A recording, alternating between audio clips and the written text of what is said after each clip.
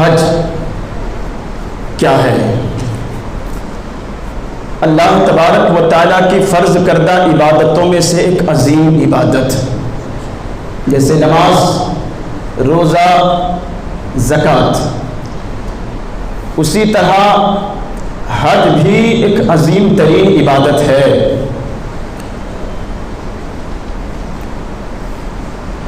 حج کے حوالے سے قرآن عظیم فرقان حمید میں اللہ سبحانہ کریم نے کئی آیات نازل فرمائی، اور احادیث میں بھی حج کی عظمت و فضیلت کو رسول اعظم صلی اللہ تعالی علیہ وسلم نے بیان فرمایا۔ قرآن پاک کا چوتھا پارہ، اِنَّ أَوَّلَ بَيْتٍ وُضِعَ لِلنَّاسِ لَلَّذِي بِبَكَّةَ مُبَارَكًا وَهُدًى لِلْعَالَمِينَ۔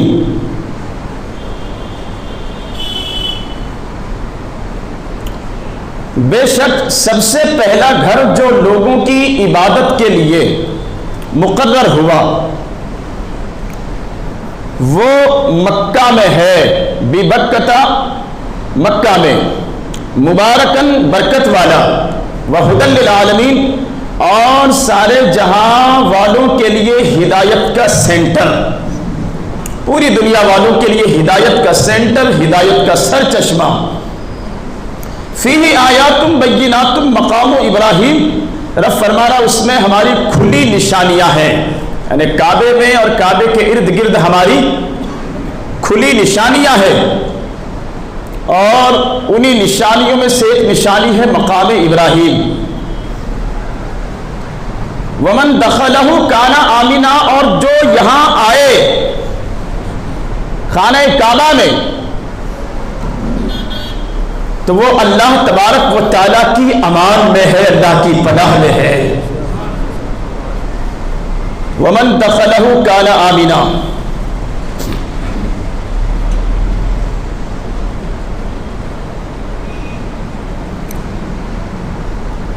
حضرات،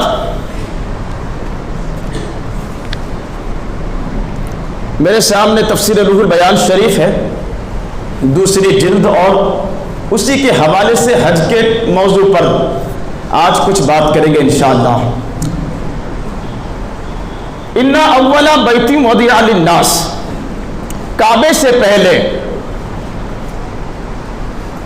مسجد اقصی کی طرف رخ کر کے نماز پڑھی جاتی تھی، بیت المقدس کی طرف، اور کئی مہینوں تک حضور امام الانبیاء صلی اللہ تعالی علیہ وسلم بھی بیت المقدس، قبلہ اول بھی کہا جاتا ہے، مسجد اقصی کی طرف ہی منہ کر کے نماز پڑھتے رہے۔ لیکن چاہت تھی آقا کریم صلی اللہ علیہ وسلم کی کہ جو نمازوں کا قبلہ ہے وہ مسجد اقصی کے بجائے خانہ کعبہ کو کر دیا جائے، یہ حضور کی چاہت تھی۔ آپ چاہتے تھے ایسا ہو، اور جو مصطفیٰ کریم چاہیں وہ نہ ہو، جو مصطفیٰ کریم چاہے رب وہی فرماتا ہے۔ حضور کی خواہش پر عین حالت نماز میں، جبکہ حضور عصر کی نماز پڑھا رہے تھے اور 2 رکعت بھی ہو چکی تھی، عین حالت نماز میں وہی نازل ہوئی، اور حالت نماز ہی میں عصر کی نماز کی 2 رکعتیں پڑھانے کے بعد آقا کریم صلی اللہ تعالی علیہ وسلم نے اپنا رخ بدلا، منہ پھیرا مسجد اقصی سے اور خانہ کعبہ کی طرف کیا، حالت نماز میں۔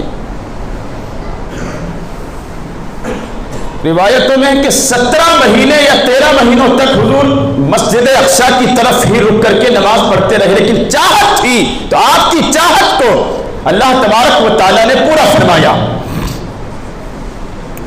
اور جب قبلہ بدل دیا گیا تو یہودیوں نے اعتراض کیا،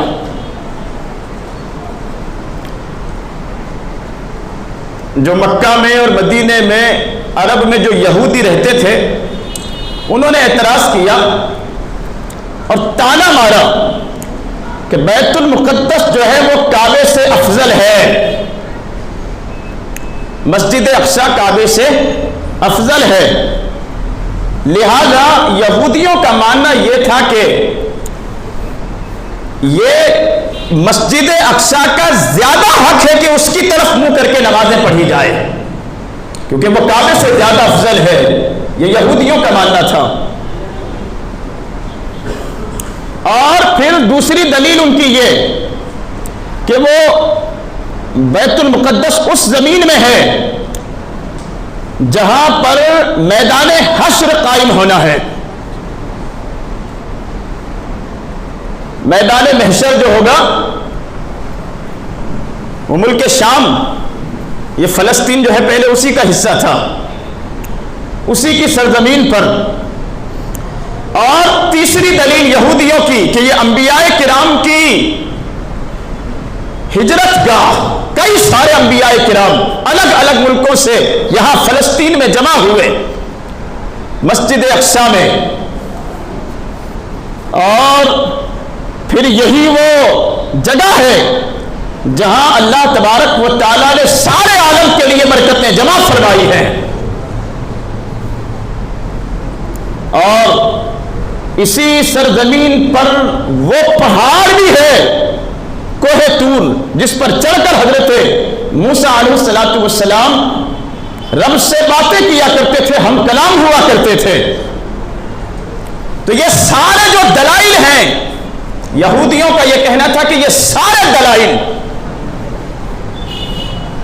اس بات کا ثبوت ہے کہ قبلہ اول مسجد اقصی جو ہے وہ افضل ہے، کعبے سے بہتر ہے، لہذا نمازیں اسی کی طرف منہ کر کے پڑھی جانی چاہیے۔ تو یہودیوں کے اعتراض کے جواب پر اللہ تبارک و تعالیٰ نے یہ آیت نازل فرمائی۔ کون سی وہ آیت ہے؟ ان اول بیت وضع للناس، کہ پہلا گھر جو لوگوں کی عبادت کے لیے بنایا گیا وہ مسجد اقصی نہیں بلکہ خانہ کعبہ ہے۔ یہودیوں نے جو اعتراضات کیے تھے ان کے اعتراضات کے جواب میں اللہ نے فرمایا ان اول بیت وضع للناس، کہ بے شک پہلا گھر جو عبادت کے لیے مقرر ہوا، لوگوں کے لیے بنایا گیا، وہ مسجد اقصی نہیں بلکہ وہ خانہ کعبہ ہے۔ للذی ببکہ، جو مکہ میں ہے، مبارکن، برکت والا، وہدی للعالمین، اور ساری دنیا کے انسانوں کے ہدایت کا سینٹر۔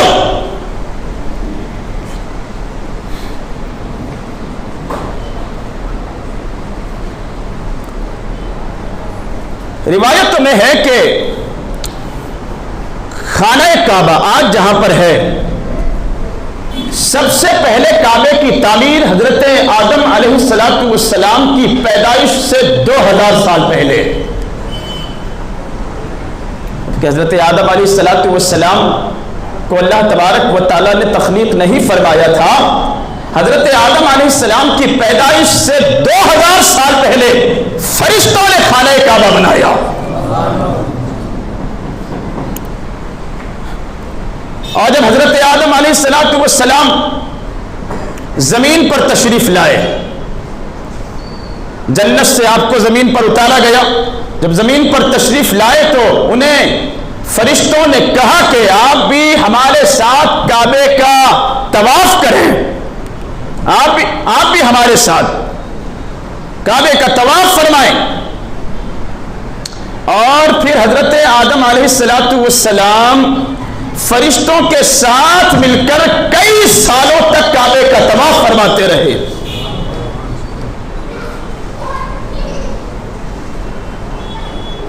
حضرت نوح علیہ السلام کے زمانے تک، جب حضرت نوح علیہ السلام کا زمانہ آیا تو آپ نے بددعا فرمائی تھی 900 سال یا ساڑھے 900 سال تک آپ لوگوں کو دعوت دیتے رہے ایمان کی، لیکن پوری روئے زمین پر نسل انسانی میں صرف 40 مرد اور 40 عورتیں آپ پر ایمان لائیں۔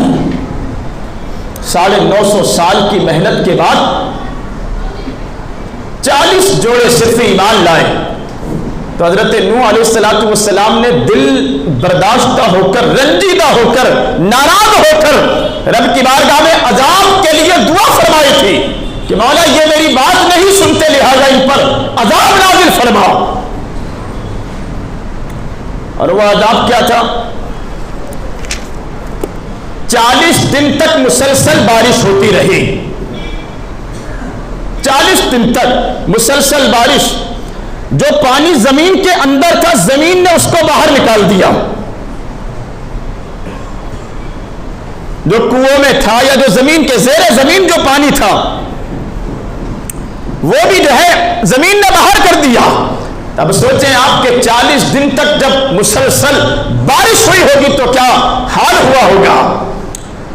حضرت آدم علیہ السلام اور آپ، حضرت نوح علیہ السلام اور آپ پر جو لوگ ایمان لائے تھے کشتی میں، آپ نے ان سب کو سوار کیا اور اس کشتی کے علاوہ جتنے انسان تھے دنیا میں سب غرق۔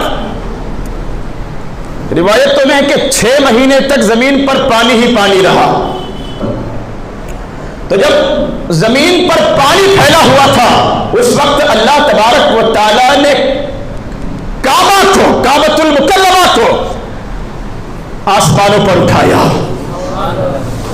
غرق نہیں ہوا، ڈوبا نہیں، بے حرمتی نہیں ہوئی، بلکہ اللہ تبارک و تعالیٰ نے خانہ کعبہ کو آسمانوں پر اٹھا لیا۔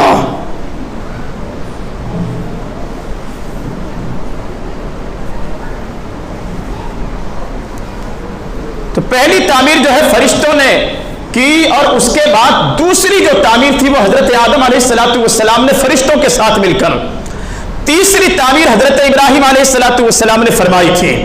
دونوں باپ بیٹوں نے، حضرت ابراہیم و اسماعیل علیہ السلام نے کعبہ تعمیر کیا تھا۔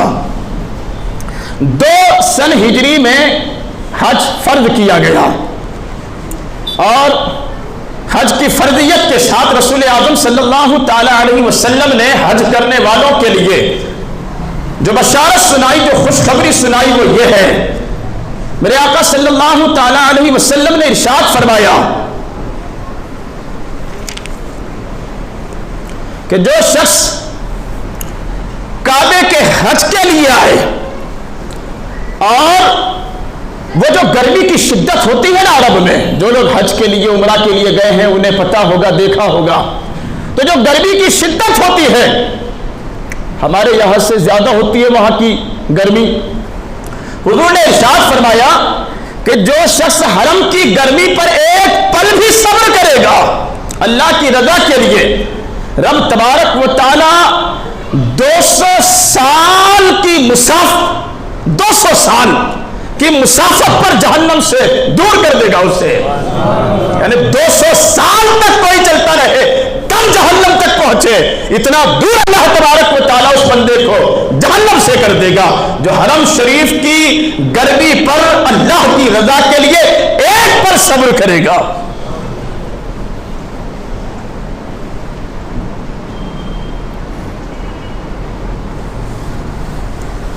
اور فرمایا، حضرت عبداللہ ابن عباس راوی ہیں،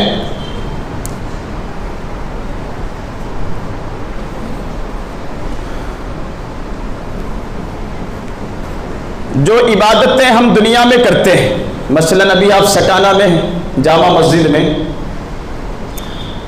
تو یہاں کی نمازوں پر، یہاں کی عبادتوں پر جو اجر ملتا ہے اس میں اور حرم شریف میں، مسجد حرم یا خانہ کعبہ میں جو اجر و ثواب ہے کئی گنا فرق۔ یہاں ایک رکعت ادا کرنے پر آپ کو ایک ہی رکعت کا ثواب ملے گا، اور مسجد حرام کے حوالے سے کہ ایک رکعت پر 1,00,000 جو ہے رکعتوں کا اللہ ثواب عطا فرماتا ہے۔ ایک نیکی کرنے پر 1,00,000 نیکیوں کا اجر و ثواب رب تبارک و تعالی عطا فرماتا ہے۔ بے مثال اجر و ثواب اللہ تبارک و تعالیٰ نے حج کرنے والوں کے لیے رکھا۔ اسی لیے حضور نے فرمایا کہ جو حج کی استطاعت رکھتا ہو، طاقت رکھتا ہو، مالی طور پر، جسمانی طور پر، اور پھر بھی اگر وہ حج نہ کرے تو حضور فرماتے ہیں یا تو وہ یہودی ہو کر مرے گا یا نصرانی ہو کر مرے گا. یعنی اللہ نے جسے استطاعت دی ہے، جسے طاقت دی ہے، اہلیت دی ہے، مالی طور پر، جسمانی طور پر، تو اسے چاہیے کہ وہ ضرور حج کرے. اور حضور نے فرمایا حج سے گناہوں کی مغفرت ہو جاتی ہے، بہشت نصیب ہوتی ہے، اللہ تبارک و تعالی جنت عطا فرماتا ہے.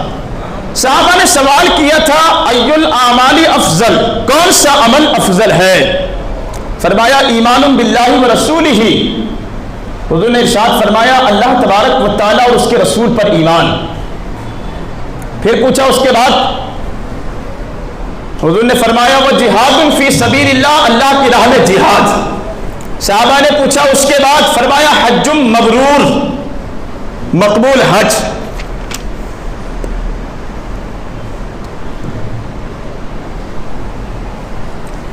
مبرور یعنی مقبول حج. پہلے ایمان اللہ اور اس کے رسول پر، پھر صحابہ نے پوچھا اس کے بعد کون سا عمل افضل ہے؟ حضور نے فرمایا کہ وہ جہاد فی سبیل اللہ، اللہ کی راہ میں جہاد. تیسری مرتبہ صحابہ نے پوچھا کہ اس کے بعد کون سا عمل؟ تو حضور نے فرمایا حج مبرور، مقبول حج. اب آپ کیسے پتہ کریں گے کہ ہمارا حج مقبول ہوا ہے یا نہیں ہوا؟ دنیا بھر سے لاکھوں لوگ جو ہیں وہ حج کرنے کے لیے جاتے ہیں، تو سوال پیدا ہوتا ہے کہ کیسے پتہ چلے گا کہ ہمارا جو حج تھا وہ قبول ہو چکا ہے؟ اب محدثین جو ہے اس حدیث کے حوالے سے بیان کرتے ہیں حج مبرور کی علامت یہ ہے کہ حج پر جانے سے پہلے بندہ اگر غافل تھا عبادتوں سے دور، نمازوں سے دور، دنیا داری میں ملوث تھا حج پر جانے سے پہلے، اب وہ حج کے لیے گیا، حج سے آنے کے بعد اگر یہ ساری باتیں ختم ہو جائے، اس سے برائیوں سے اپنے آپ کو وہ بچا لے، دین کی رغبت اس کے اندر پیدا ہو جائے، عبادتوں کا ذوق پیدا ہو، عبادتوں کا شوق پیدا ہو، خدا کا خوف و خشیت پیدا ہو جائے، احسان اور لوگوں کے ساتھ بھلائی کرے، غربا فقراء مساکین کے ساتھ وہ بھلائی کرے، ان کی خیر خواہی کرے، وہ اطعام الطعام، لوگوں کو کھانا کھلائے، محتاجوں کو، ضرورت مندوں کو کھانا کھلائے، اور لوگوں کو سلام کرے. لوگوں کو کیا کرے؟ سلام کرے.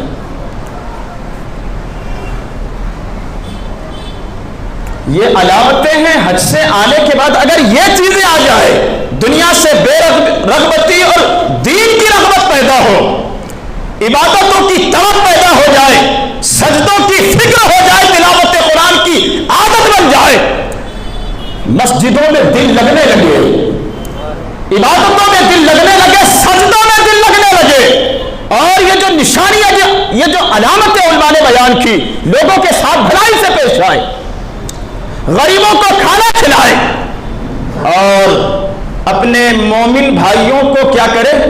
سلام کرے. یہ اگر باتیں حج سے آنے کے بعد اگر پیدا ہو جائے کسی کے اندر، تو سمجھ لو اللہ نے حج قبول کر لیا ہے. سجدوں کی اگر طرف لگ گئی ہے، سجدوں کی عادت اگر لگ گئی ہے، تو سمجھو اللہ نے حج قبول فرما لیا ہے. یہ وہ عمل ہے جس کے بارے میں حضور فرماتے ہیں ایمان باللہ ورسولہ وجہاد فی سبیل اللہ وحج مبرور. اللہ و رسول پر ایمان کے بعد جو افضل عمل ہے وہ جہاد فی سبیل اللہ، اس کے بعد جو افضل عمل ہے وہ ہے حج مبرور. اب میں یہ کسی سے نہیں کہوں گا کہ ہم میں یہ علامتیں آئی ہے یا نہیں آئی ہے، آنے کے بعد کتنا بدلاؤ، کتنی چینجنگ ہم میں آئی ہے یا نہیں آئی ہے، یہ میں کسی سے نہیں کہوں گا، یہ اپنے آپ کو طے کرنا ہے. آپ اگر حج کر کے آئے تو آپ کو دیکھنا ہے کہ کیا واقعی عبادتوں کا ذوق و شوق آپ میں پیدا ہوا ہے، دنیا سے بے رغبتی ہو گئی ہے، دنیا سے تعلق کم کر کے خالق کے ساتھ آپ کا تعلق مضبوط ہو گیا ہے. رسول اعظم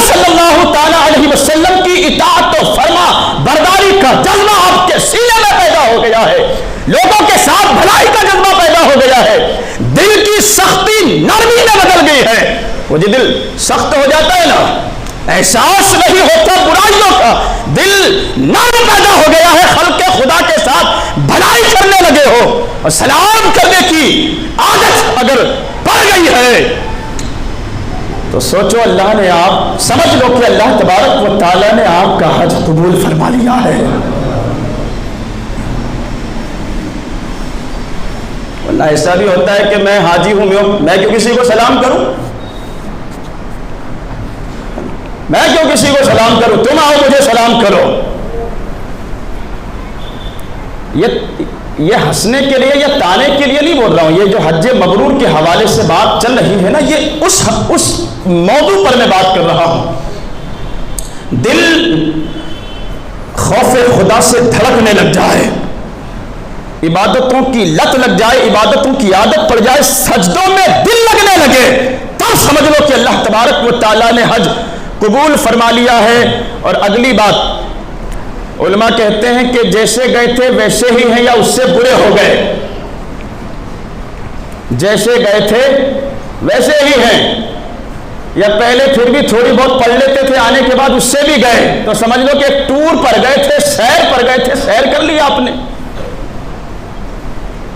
اور ایسی اگر سچویشن ہے تو پھر توبہ کریں اللہ کی بارگاہ میں کہ مولا تبارک و تعالی ہماری عبادتیں قبول فرما اور ہمیں سجدوں کی توفیق عطا فرما۔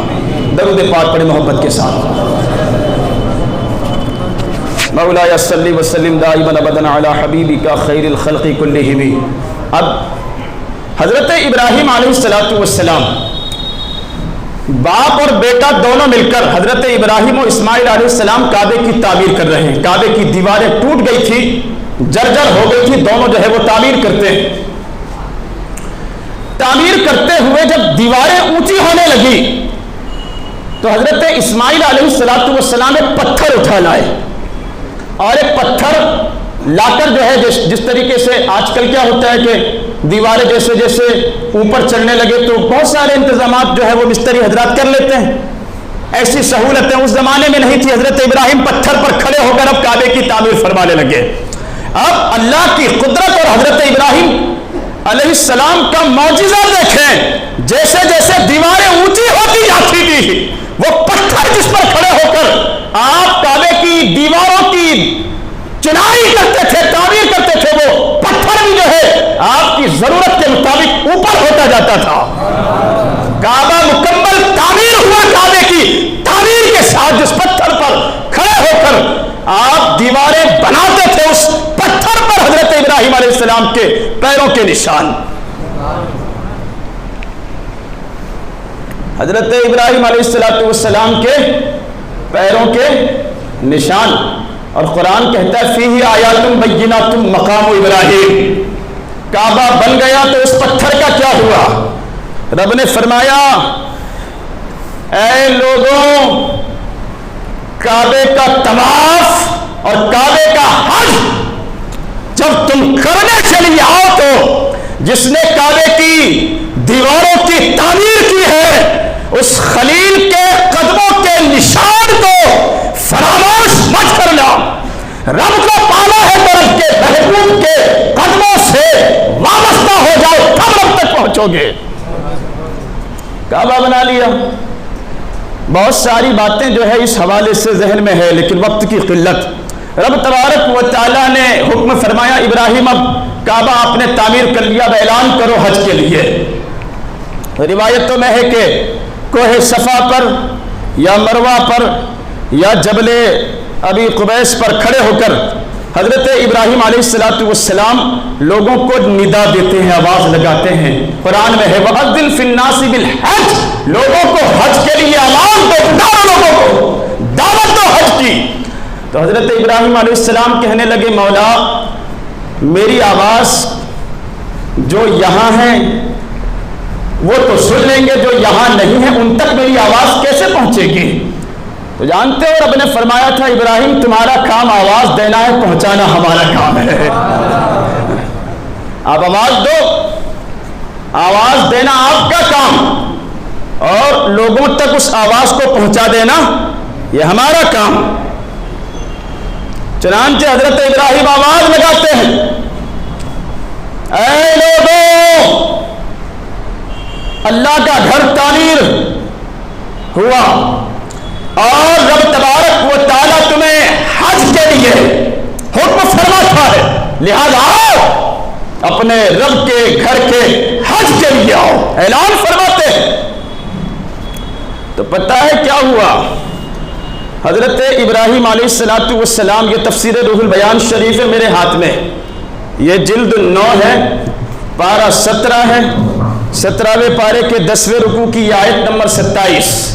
اعلان جیسے ہی فرمایا تو مفسرین کرام بیان کرتے ہیں جو موجود تھے انہوں نے بھی لبیک کہا، جو حاضر تھے انہوں نے بھی لبیک کہا، جو وہاں موجود نہیں ہے دنیا کے خطے خطے گوشے گوشے کونے کونے میں جہاں جہاں پر لوگ بستے تھے یا جن کے نصیبے میں اللہ نے ایمان لکھا تھا، حضرت ابراہیم کی آواز ان کے کانوں تک سنائی دیتی ہے۔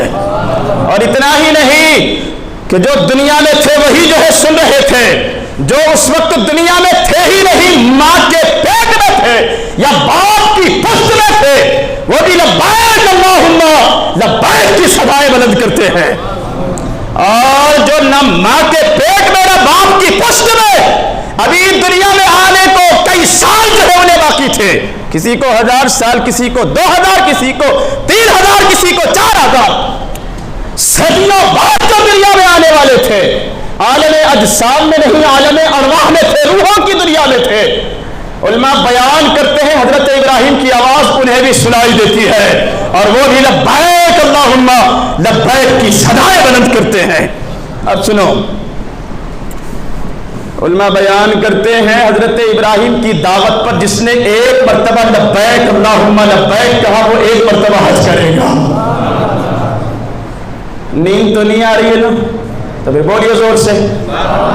حضرت ابراہیم آواز لگا رہے ہیں کوہ صفا پر یا جبل ابی قبیس پر، اور آپ کی آواز کو سن کر جس نے ایک مرتبہ لبیک اللہم لبیک کہا، علماء بیان کرتے وہ ایک حج کرے گا، جس نے 2 مرتبہ کہا وہ 2 حج کرے گا، جس نے 3 مرتبہ کہا وہ 3 حج کرے گا، اور جس نے جتنی مرتبہ کہا آپ کی آواز پر وہ اتنے حج فرمائے گا۔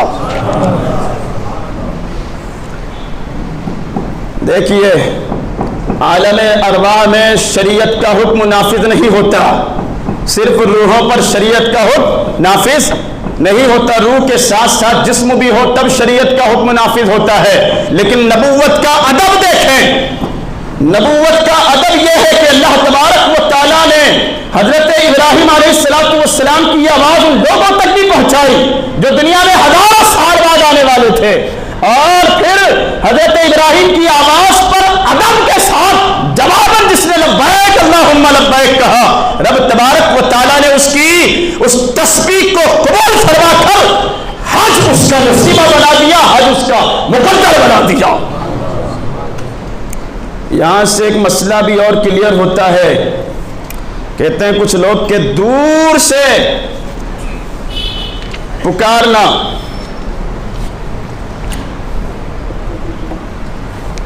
جیسے ہم پکارتے ہیں یا رسول اللہ انظر حالنا، ہے نا، لوگ پکارتے ہیں نا مدد کے لیے، تو کچھ لوگ کیا کہتے ہیں کہ دور سے جو ہے سننا صرف خدا کا خاصہ ہے، یعنی دور کی آواز سننا صرف کس کی شان ہے؟ خدا کی شان۔ تو میں یہ کہتا ہوں پہلے یہ ثابت کر کے بتاؤ کہ خدا دور ہے، ثابت کر کے بتاؤ۔ جو کہتے ہیں دور سے سننا صرف خاصہ ہے خدا ہے، تو بتاؤ پہلے خدا دور ہے۔ وہ تو فرماتا ہے وَنَحْنُ أَقْرَبُ إِلَيْهِ مِنْ حَبْلِ الْوَرِيدِ، ہم بندے کی رگے جان، یہ جو رگ ہے نا رگ، رب فرماتا ہے ہم بندے کی رگے جان سے زیادہ قریب ہیں۔ تو جو کہتے ہیں دور سے سننا خدا کا خاصہ ہے، تو ثابت کرو کہ خدا دور ہے۔ وہ تو فرما رہا ہے وَنَحْنُ أَقْرَبُ إِلَيْهِ مِنْ حَبْلِ الْوَرِيدِ، ہم بندے کی رگے جان سے زیادہ قریب ہیں۔ اور دور سے سن لینا یہ خدا کا خاصہ نہیں، بلکہ کوئی ایسا کہے نا اگر تو وہ کافر ہو جائے گا، جو یہ کہے کہ خدا کی ذات دور ہے اور دور سے جو ہے سن لینا اسی کی شان ہے اور اسی کو جو ہے دور سے پکارا جا سکتا ہے۔ آواز لگانا یہاں ہمارا کام ہے اور اس آواز کو پہنچا دینا بندوں تک یا جہاں تک پہنچانا یہ اللہ کی مرضی پر ہے. دور سے سن لینے کی جہاں تک بات ہے، جنتی جنت میں ہوں گے، مسئلہ سن لیجئے، جنتی جنت میں، جہنمی جہنم میں، اور دونوں کے درمیان ہزاروں میل کا فاصلہ، دونوں کے درمیان، جنتی جنت میں، جہنمی جہنم میں. اس وقت جو ہے جنتی جہنمیوں سے کہیں گے، کیا کہیں گے؟ وَنَادَى أَصْحَابُ الْجَنَّةِ أَصْحَابَ النَّارِ أَنْ قَدْ وَجَدْنَا مَا وَعَدَنَا رَبُّنَا حَقًّا فَهَلْ وَجَدْتُم مَّا وَعَدَ رَبُّكُمْ حَقًّا قَالُوا نَعَمْ. جنتی جو ہے وہ جہنمیوں سے پوچھیں گے کہ دوزخ میں رہنے والوں، ہمارے ساتھ رب نے جو وعدہ کیا تھا وہ تو پورا ہو گیا، اور تمہارے ساتھ جو وعدہ کیا گیا تھا کیا وہ بھی پورا ہوا؟ تو اس وقت جو ہے وہ جہنمی جو ہے وہ جنت میں رہنے والوں کی آواز سنیں گے. حضرت سلیمان علیہ السلام کا لشکر میلوں دور، چیٹی جو ہے چیٹی، وہ کہتی ہے، سردارہ تھی چیٹیوں کی، وہ اپنے لشکر سے کہتی ہے، قالت نملۃ یا ایھا النمل ادخلوا مساکنکم، اپنے اپنے گھروں میں داخل ہو جاؤ، بلوں میں داخل ہو جاؤ، لا یحطمنکم سلیمان وجنودہ، کہ کہیں حضرت سلیمان علیہ السلام کا لشکر بے خبری میں کچل نہ دے. تو میلوں دور جو ہے اس چیٹی کی آواز حضرت سلیمان علیہ السلام سماعت فرماتے ہیں. تو یہ کہنا کہ دور سے سننا صرف خدا کا خاصہ ہے، بالکل غلط. اللہ تبارک و تعالیٰ نے اپنے مقبول بندوں کو بھی وہ طاقت عطا فرمائی ہے کہ زمین پر رہ کر یا زمین کے کسی بھی کونے میں رہ کر بندہ پکارتا ہے، رسول اعظم اس کی آواز کو سماعت فرماتے ہیں. رب تبارک و تعالیٰ نے وہ اعجاز عطا فرمایا تھا. بہرحال حج کی بات چل رہی تھی. حج بھی جو ہے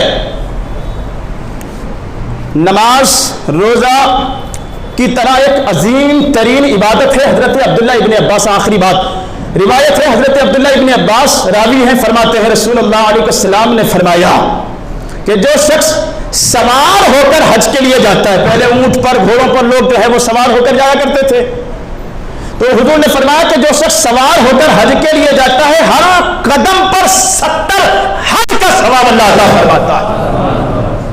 ہر قدم پر 70 حج کا اجر و ثواب اللہ تبارک و تعالی عطا فرماتا ہے. اور جو شخص پیدل حج کے لیے جاتا ہے، ہر قدم پر، ہر ایک قدم پر، ایک قدم جو اٹھتا ہے نا، ہر قدم پر اس کے 700 نیکیاں جو ہے اللہ تبارک و تعالی اسے عطا فرماتا ہے. 700 نیکیاں ہر قدم پر.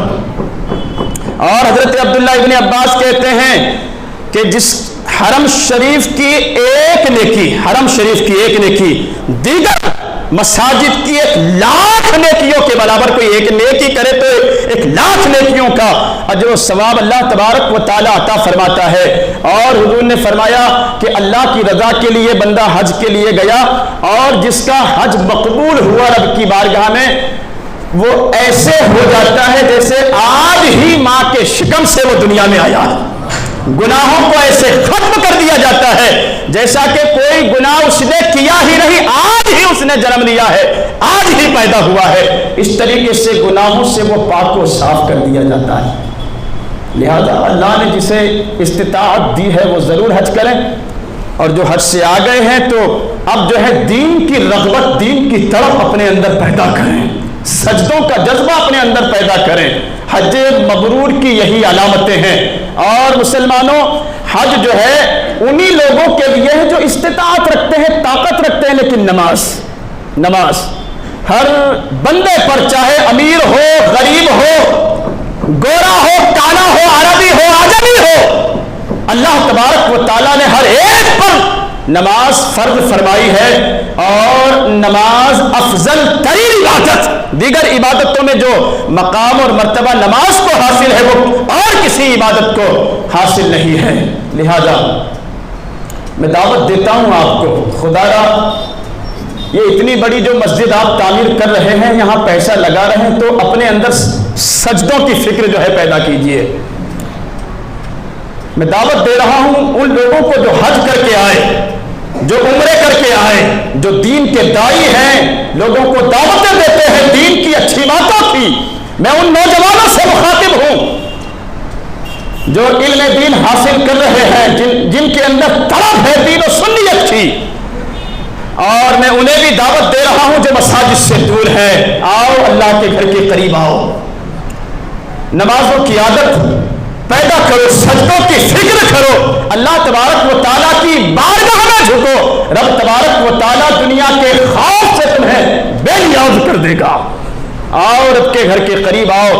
میں آپ تمام حضرات کو دعوت نماز دے رہا ہوں، حج کسی کے لیے ہے، نماز سب کے لیے ہے، اور جب بندہ سجدے کی حالت میں ہوتا ہے تو رب کا قرب اسے حاصل ہوتا ہے۔ رب کریم کی بارگاہ میں دعا ہے ہمیں سجدوں کی توفیق عطا فرمائے، آمین بجاہ نبی المرسلین۔